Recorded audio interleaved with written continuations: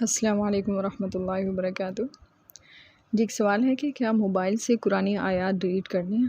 یہ قیامت کی نشانی میں آتا ہے اور کیا ایسا کرنا گناہ ہے؟ تو سب سے پہلے یہ جان لیں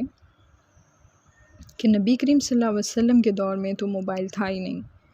اگر کوئی یوں مفہوم لے کہ آخری زمانے میں قرآن اٹھا لیا جائے گا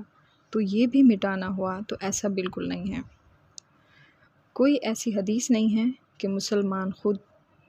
جو ہے قرآن کو مٹائے گا، بلکہ یہ ہے کہ اللہ تعالیٰ خود اٹھا لیں گے قرآن کو۔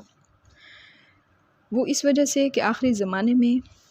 سب لوگ کافر ہی ہوں گے، تو بے حرمتی سے بچنے کے لیے اللہ تبارک و تعالیٰ خود قرآن پاک کو اٹھا لیں گے۔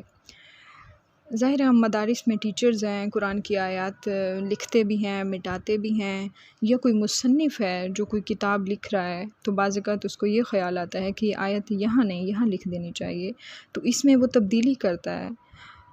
تو ایسا مٹانا بھی اگر اس طرح کریں تو ہم سب گناہ گار ہیں، جو بھی یہ عمل اس طرح کے کرتے ہیں،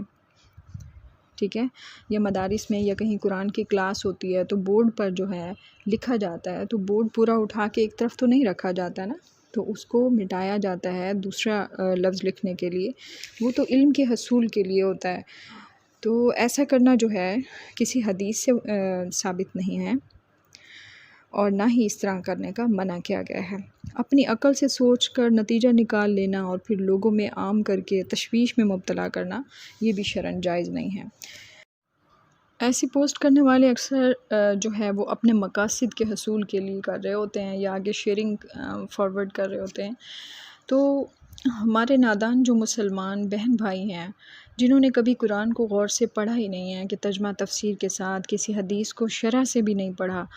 نہ انہوں نے کسی مستند عالم سے سیکھا ہے، تو صرف دیکھ کر سن کر جنہوں نے دین سیکھا ہے وہ اس طرح جو ہے وہ قرآن میں یعنی کہ بتائے گئے جو احکام ہیں ان کو جھٹلانے پر جو عذاب ہے ان پر اتنا خوف زدہ نہیں ہوتے جتنا کہ اس طرح کی پوسٹ سے کام جاتے ہیں کہ ہم نے